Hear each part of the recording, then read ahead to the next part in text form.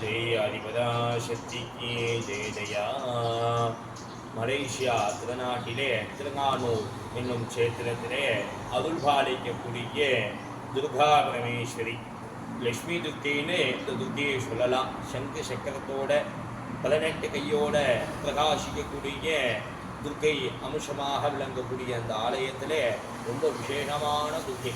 இன்னைக்கு நம்ம இருக்கக்கூடிய நாள் செவ்வாய்க்கிழமை ராவுகால நேரத்தில் அம்பாளுக்கு அபிஷேகம் ஆக போகிறது. ரொம்ப விசேஷமான துர்க்கையோட அம்சம். இந்த துர்க்கைங்கிறவளே யார் அப்படின்னா துக்கத்தை நிவாரணம் பண்ணக்கூடியவள். இந்த துர்க்கைங்கிறவளே லட்சுமி துர்க்கையாகவும் பிரகாசிக்கிறா, சிவ துர்க்கையாகவும் பிரகாசிக்கிறா, சரஸ்வதி பிரம்ம துர்க்கையாகவும் பிரகாசிக்கிறார். அதனால முப்பெருந்தேவியோட சக்தியின் அம்சமாக விளங்கக்கூடியவள் துர்கா பரமேஸ்வரி. முக்கியமா பெண்களுடைய துக்கத்தை போக்கக்கூடியவள். மகிஷனை வதம் செய்து அந்த மகிஷன் மேல கம்பீரமாக 18 கைகளிலும் ஆயுதங்களை ஏந்தி சிரிச்ச முகத்தோட காட்சி கொடுக்கக்கூடியவள் அம்பிகை தான் துர்க்கை. அந்த துர்கா பரமேஸ்வரி நமது ஆலயத்திலே ரொம்ப விசேஷமாக சக்தியின் அம்சமாக ஸ்ரீசக்கர மத்தியத்தில் பிரணவமாக நின்ற கோலத்திலே அருள்பாலிக்கக்கூடியது. நமது ஆலயத்தில் என்ன சிறப்புனா 4 மகிஷன் தலை இருக்கும்.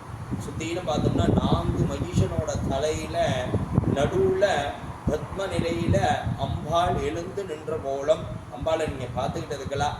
அம்பாள் ரொம்ப சிரிச்ச முகத்தோட 18 கையோட பிரகாசிக்கக்கூடிய ரொம்ப விசேஷமான துர்க்கை.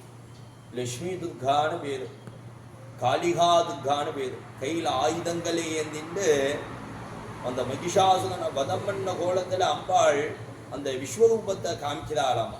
மகிஷனை வதம் பண்ணும் போது அம்பாளுக்கு 18 விதமான கரங்கள் அம்பாளோட சிரஸ்ல இருந்தது.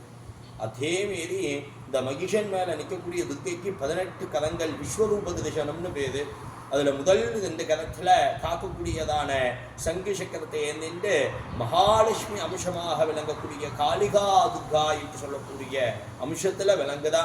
அதனால இந்த துர்க்கையை வழிபட்டாலும் தரிசனம் பண்ணினாலும் துக்கத்தை போக்கக்கூடிய காலமானது நம்மளுக்கு இனிதே நடைபெறும். அதனால துர்கா பரமேஸ்வரியை என்னைக்கு பிரார்த்தனை பண்ணிட்டு இந்த ராவுகால நேரத்தில் அம்பாளுக்கு விசேஷ அபிஷேகங்கள் விசேஷ ஆராதனையெல்லாம் நடக்கிறது செவ்வாய்க்கிழமையும் வெள்ளிக்கிழமையும். அதனால அனைவரும் இந்த ஆலயத்தில் இந்த துர்கா பரமேஸ்வரிய பரிபூரணத்தை சக்தியை பெற்று சொல்லுமாறு கேட்டுக்கொள்கிறோம். ஓம் ஜெய் ஜெய் துர்கா வனவன துர்கா ஸ்ரீ ஸ்ரீ துர்கா நமோ.